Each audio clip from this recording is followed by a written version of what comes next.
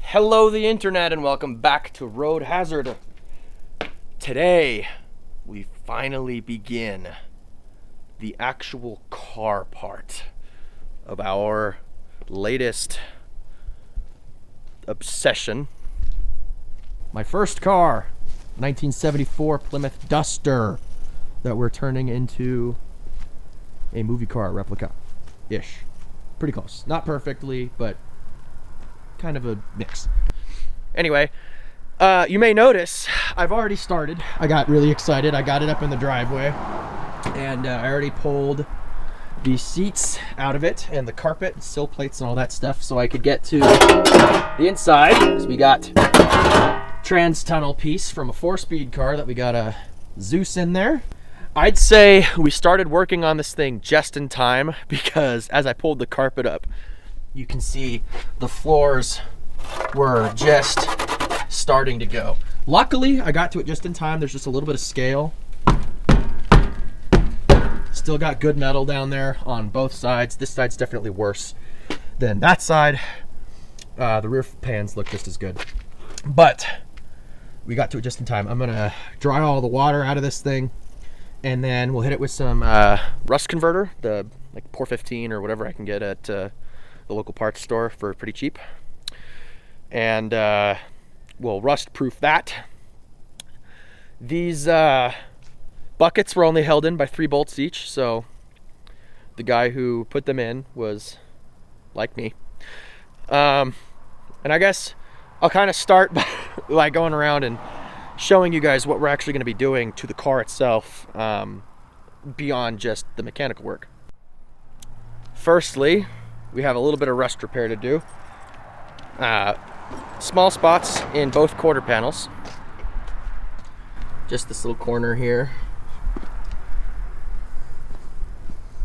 And we're just getting some bubbling in a small hole here.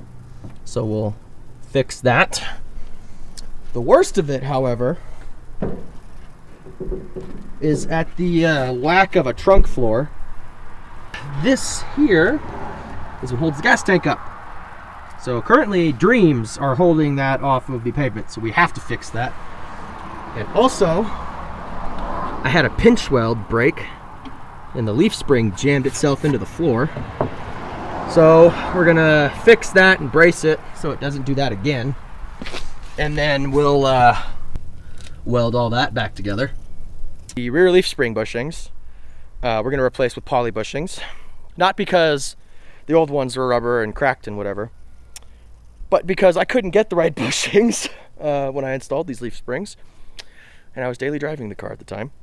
So I had to get it back on the road so I could get to and from base to get to work.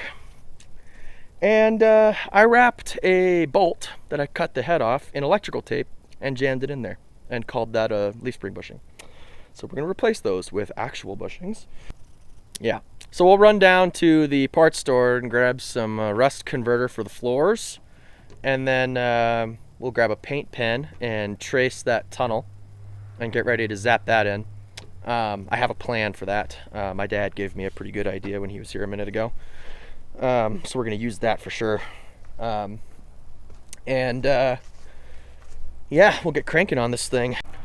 Okay, back from the parts store, went and picked up some of the rust converter stuff. I got the Duplicolor. I tried to dry this and pick up a lot of the little rust particles and stuff, and it's better. It ain't great. But now that all the stuff's scraped out of it, we'll let it dry for a little while, and then we'll come back and give it the old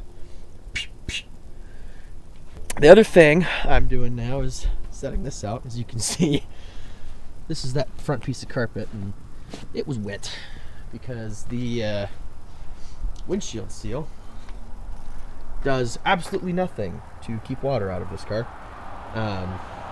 It just, like right about, here, just every time it rains. I remember the time in my life when I was daily driving this car. I was living in Washington State, still in the Army. And every time it rained, which was every single day of all 4 years, my left knee would just be wet because it would drip onto my leg from the windshield seal. So I'd say we got pretty lucky in that the floor has held on as long as it has. I pulled that old car cover out of the back. You're probably thinking, like, why didn't you put the car cover on the car, you f***ing idiot? And the reason is it had several large holes in it and wasn't doing nothing. But I'm still an idiot because I left it in the back of the car for as long as I did. Water just collects and just, I mean, we got to this thing just in time.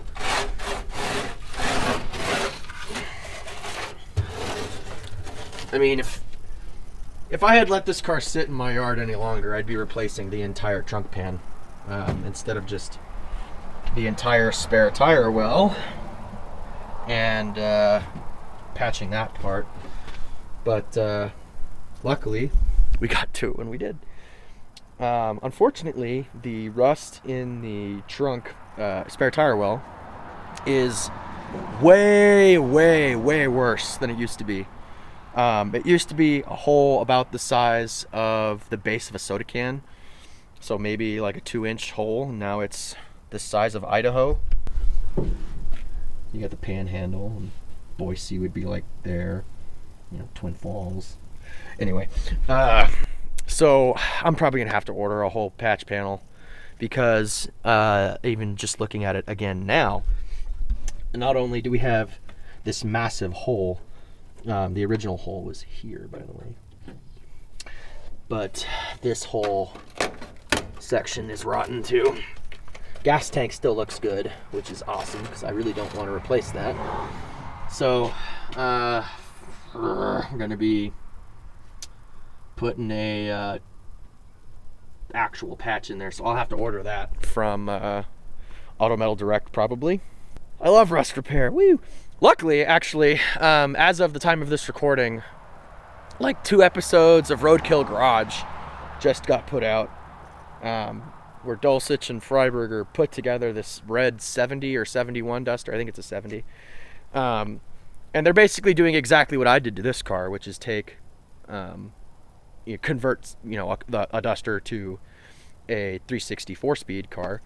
And it had the same trunk rust because, again, every A-body on the planet rusts out right there. And the way Freiberger did it was just cut out the very base of it, left about 1 inch of metal, and then just went in and zap, zap, zap, zap, zap, and then seam sealed it. So I think that's what I'm going to do too. I'm going to get that same patch, drop it in, call it good. And then we'll vacuum all the chunks of floor out of this thing. We'll spray the whole trunk, I mean literally the whole thing, with the rust preventative stuff once I've fixed everything in here. And hopefully that will stop future issues from coming up. So I think that's the plan for the trunk. I'm going to start by picking the car up, getting it on jack stands. We'll get all the weight off of the suspension, and man, I don't even know where to start. I think I'm going to start with making a list of everything we got to do. Okay, so we got a nice short list. Oh man, and I really oversimplified this too. All right, we've got trans tunnel, rear bushings, the split in the trunk, the rust in the spare tire well, paint the floors and trunk, pedals. There's a crack in one of the lower control arms. We're gonna have to contact QA1 about that one. Wheels and tires. We're gonna go through the brakes again. New windshield and a seal. We need to finish the engine and install it in the car. That's kind of a big one. Wiper linkage, shifter plus linkage. We're gonna redo the exhaust because it's way too loud. Sounds awesome, but I don't want to go deaf driving 3,000 miles. We got to mate the engine in tranny. We've got to do an LSD additive in the rear end. We've got to remove the column shifter. We've got to do heater ducting. We're going to add a go wing, a front splitter, weather stripping, headliner, maybe air conditioning, an under dash unit like the cheap eBay one. Gauges, we got to flush the fuel system, and then we're going to do an electrical funk check. And, that's probably not even everything, but we will add to the list as we discover more, and obviously cross things out as we do them. So I think let's start by, again, getting it up in the air and wallowing around underneath it. car is up on jack stands. I have put 2 coats of the rust barrier stuff in the floor pans. I'm gonna let that dry, and I'll probably give it 1 more just to be safe. Nice and thick. I want it to actually encapsulate all that pretty good. While that's drying, I think I'm going to start looking at the rear end and figure out why we had issues with our shackle flipping and hitting the floor. Part of that might be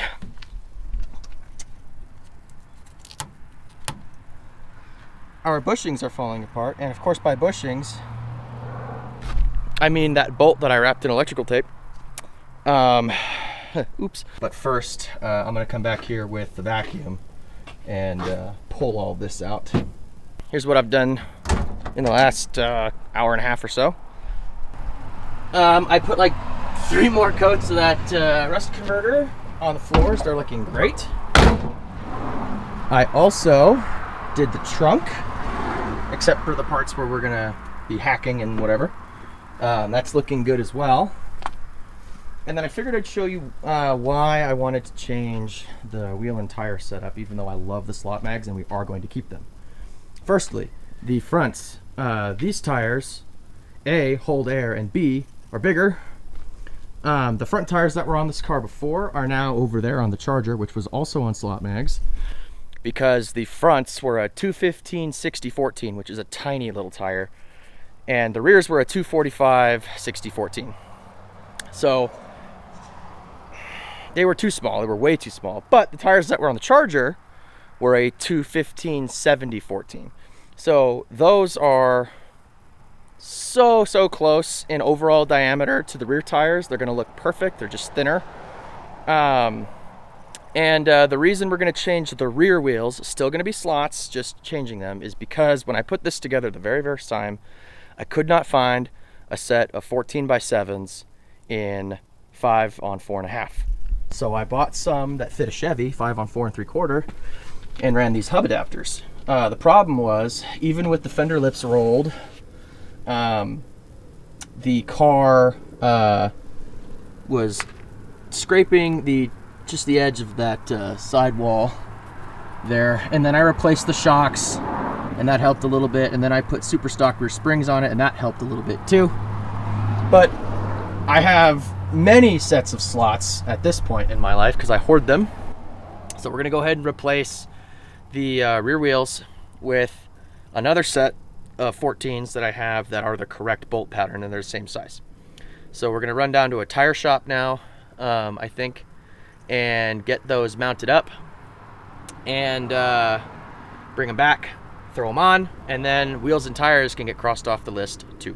So let's get cracking on that.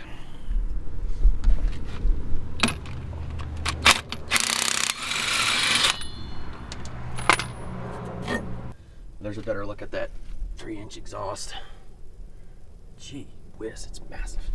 All right, let's go grab the other wheels and see if they fit first. All right, good news and bad news. Good news.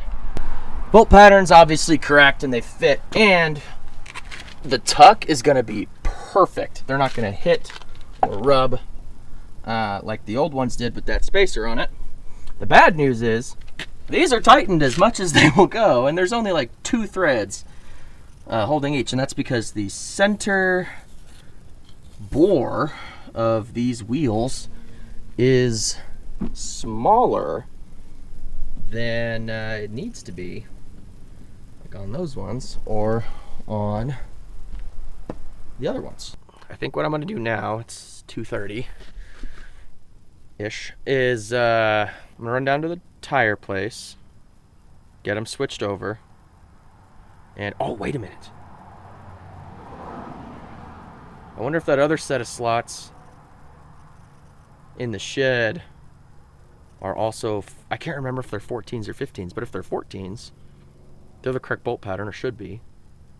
I hypothetically just throw them on and not worry about doing any of this crap if they've got the larger center bore. I'm back. Good news is, large bore and they're 14s. So as long as I was an adult and, oh, wait a minute, they're Unilug. they're gonna fit. Hell yeah. And that's good because check these out.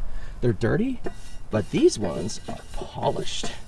They're gonna look awesome. It's just, and you know what that's gonna do? It's gonna motivate me to get the fronts polished is what it's gonna do. Hell yeah. Cool. Now I think we can go to the tire store. Oh, I swear the tire shop in my town should be called Maybe We'll Do It Eventually Tire instead of their actual name. Dropped the wheels and tires off, said I could come pick them up on Tuesday because of New Year's and Sunday and all that nonsense. And I just said, okay, fine, sure, whatever. Because obviously we're not going to be driving the car by Sunday, or Tuesday rather. So, tires dropped off. I'm going to put the Fenton slots back in the shed. Well, maybe I'll put them on the charger. And then I'll take the other two 14x6 and just keep those as spares. That's not a bad idea, actually. Because the tires that were on the slots I took off of the front of the Duster and put over there, they're junk. Those tires are rotten and terrible. And these tires are also rotten and terrible. And I'd rather have the 14x6s that will fit this car than these 14x7s that won't. And if I'm being completely honest, the hub-centric not fitting isn't going to be a huge problem on that car because it doesn't move or drive at all. So maybe we'll do that. We have paint the floors and trunk already crossed off. That's pretty neat. I'm not going to cross off wheels and tires until we get them back and on the car. So I guess I figured wheels out, right? So let's, Jesus. We can cross off wheels. We figured the wheels out. That makes me feel better. Oh, that reminds me.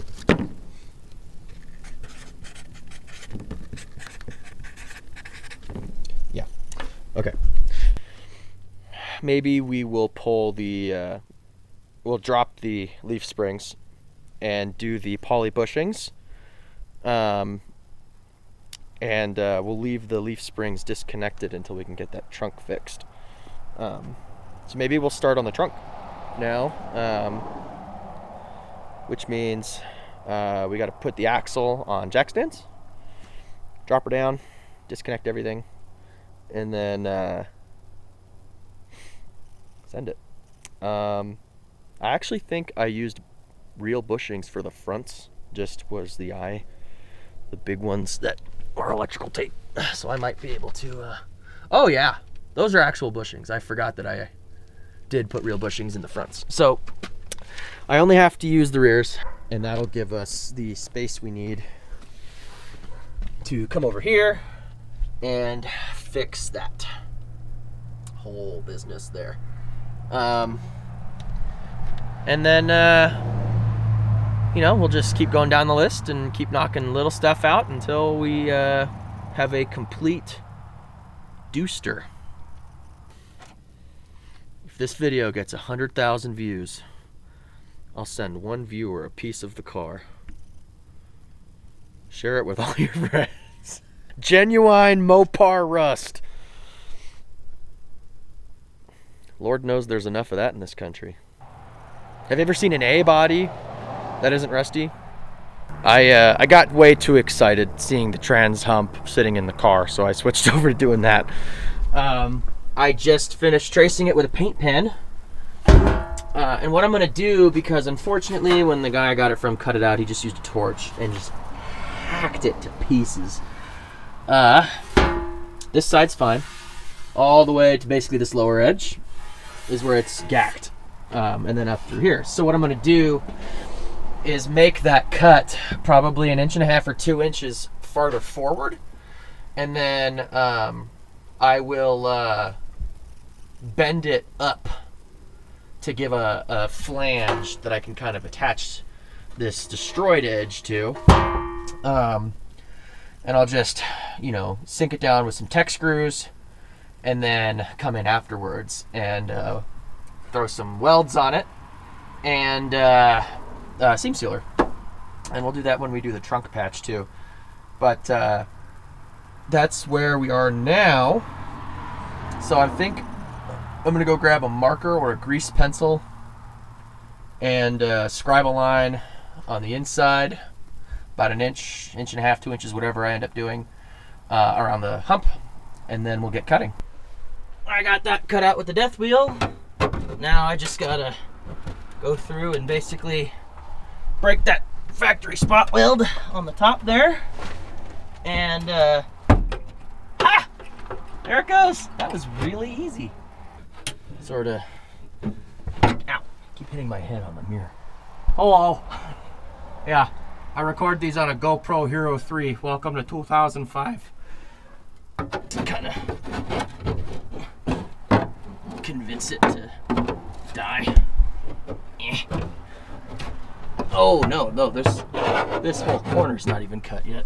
Oops.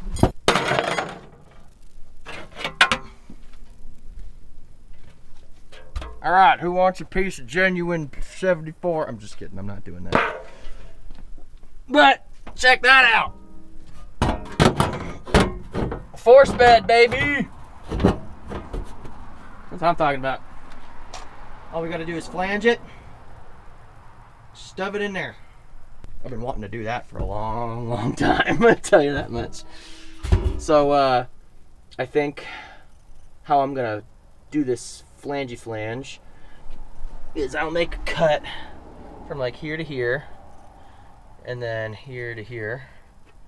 We'll fold this part this way and then I'll make another cut here maybe, fold that up, and we'll just fold it up in sections, and then like I said, we'll Tech screw it and with some self drillers, and that'll kind of hold it there until we can get the trans in the car and figure out, you know, exactly where it needs to go, and then I'll weld it in and do all that stuff. Okay, so the trans tunnel is in the car. It is a part of the vehicle, just Tech screwed right now, but we're not going to do any welding on that until we have the trans in the car, so we can get the shifter located directly kind of in the middle of the hole. Because if you don't get it right, you'll either have trouble with 1 and 3 or 2 and 4. So I would really like to not have issues with grabbing gears. So we're gonna bang shift the crap out of this thing. So we're gonna leave it Tech screwed for now, and then when we get to that, we'll just throw some tacks in it. I'll seam seal it, and then we'll throw the carpet over it, obviously cut a hole and do all that stuff. So that's the trans tunnel done. I can cross that off the list. Because if I get really lazy or really crunchy on time and it ends up being good where it is, I could just seam seal around the screws and then weld it later. So, yeah.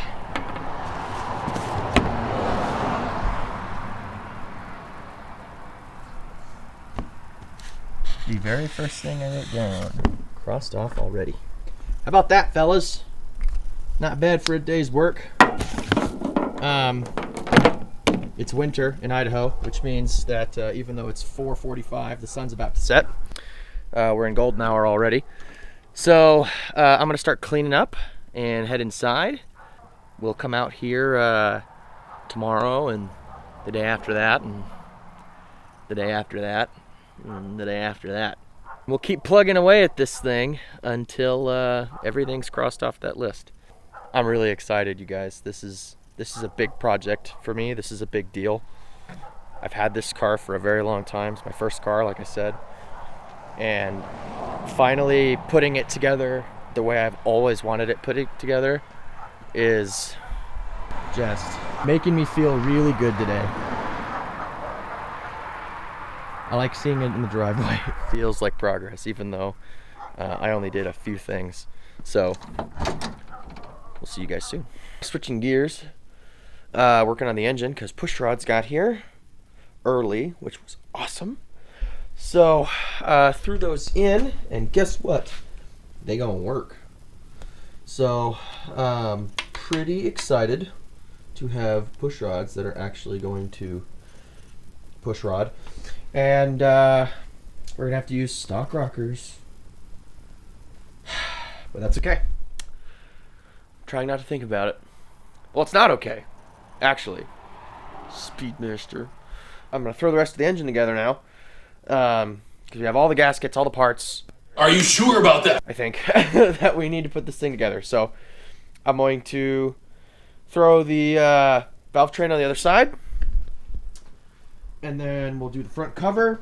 We'll flip it over, throw the pickup and the pump on it, and get the pan on, and then the intake manifold, and I think that's as far as we'll go. And then we can start worrying about, getting that 4-speed dug out from that pile of stuff over there, and get the new clutch and pressure plate and all that stuff on the motor, mate the two, bolt them together, and then they'll be ready to go in the friggin' car. So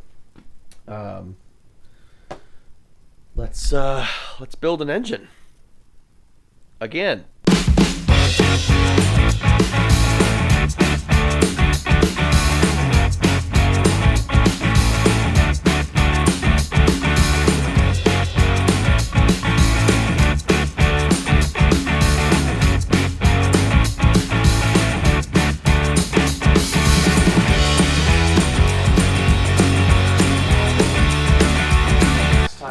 Speedmaster speed parts ever again. This is the bosses for the rocker shafts. These are the stock rockers. As you can see, take the bolts, just thread them in there. Good to go. Speedmaster decided 1, 2, 3, 4 was good enough, because those threads are completely different sizes. Fits there. Fits there, fits there. All of those ones fit. That one.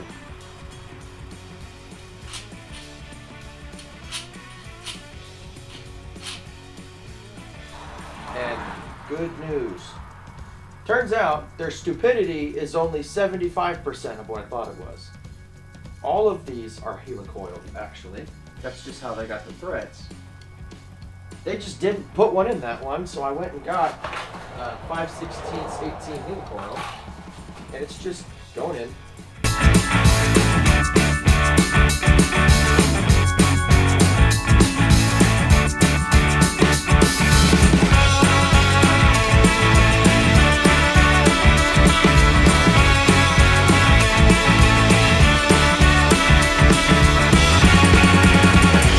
Comment on my last video just a couple of minutes ago that made me laugh, and I wanted to share it with you. This is from Hot Rod Hero 777.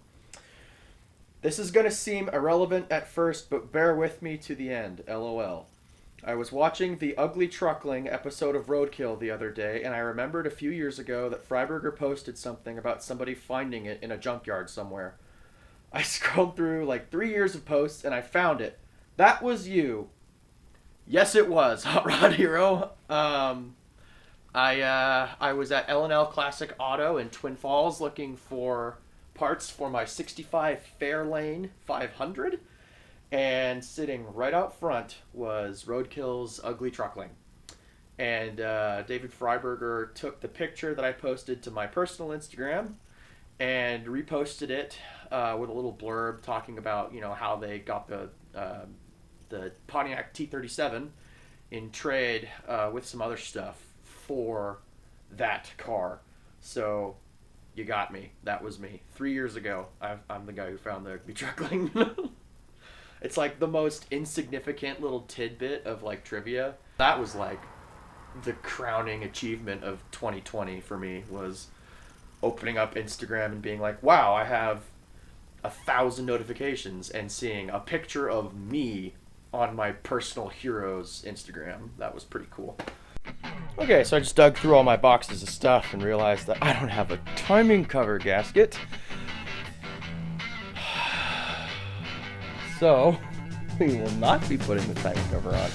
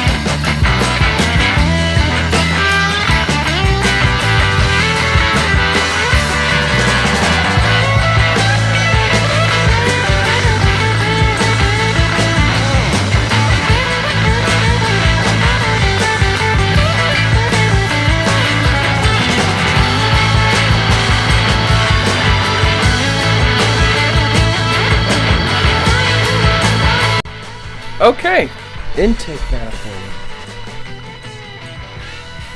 Starting to look like an engine, isn't it? Pretty slick. This thing's gonna rip, I hope. Looks good though. Because we are now out of gaskets for other stuff, we could put valve covers on. That might look cool. So let's go ahead and do that. Okay. Just in case I haven't said it enough times yet, Speedmaster makes the worst parts on Earth, apparently. I was tightening the valve cover bolts on that side. Looks pretty slick, don't it? You're noticing, oh my gosh, you forgot one. No, I put the bolt in there, and I was tightening it with a 1/4-inch extension. That one, actually. Got it just barely hand tight. I was like, all right, now the snug. Just not even on the end of the ratchet where you get the torque. I have my hand on the head of it, and I just kind of go, weep, and it ripped all the threads out of the head. I mean, every single one in that hole is gone. So, I'm now going to take RTV, which is the cardinal sin of valve covers, and bloop it over there so it doesn't leak in that spot. I'm going to put more in the valve, or in the head hole, and then shove the bolt in there, because there's like 1/8 of a thread at the bottom, and I'll get this to seat snug, and then the RTV will hold it in there. And then I'm going to spend the rest of my life as like a cautionary tale to strangers for not purchasing these terrible piece of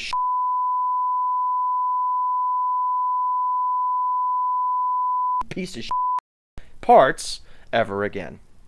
Alright, I was about 900% more careful on the other side, and it's on. But, man, it almost looks like a V8. Just missing that bit and that other bit. But what we can do to kind of give us the willies here on this project.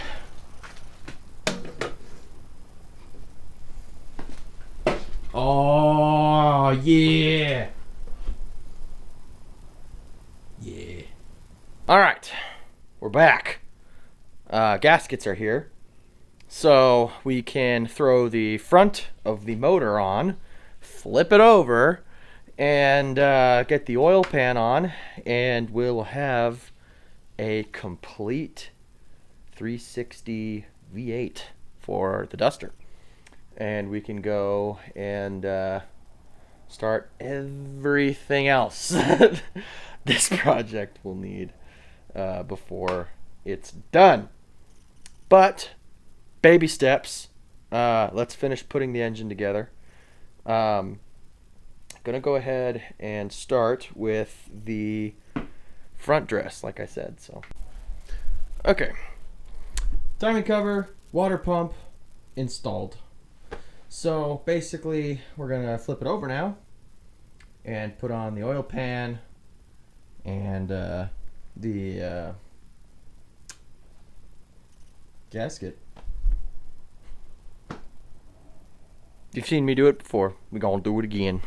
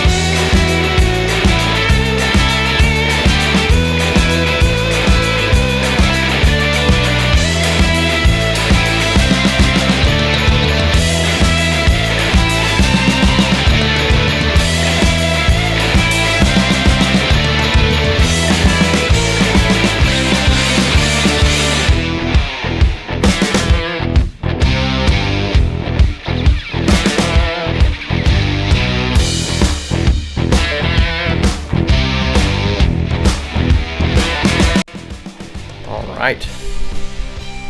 We have an assembled 360 cubic inch small block boat bar with aluminum heads and a comp cam, Edelbrock RPM air gap intake, and stock rocker arms because we got shafted. But it don't look bad, eh? It's like the motor of many colors. It's some blue and some silver and some gold, some gray. I like it. Now that we've got this guy assembled, that's going to be it for this episode of Road Hazard. Stay tuned next time when we do other stuff to the Duster that I'm not going to promise because I don't know what my squirrel brain will decide to do for next time. Probably lots. So I'll catch up with you guys then. Thanks so much for watching. I appreciate every single one of you, every like, every comment, every view, every subscriber. And we'll see you guys next time.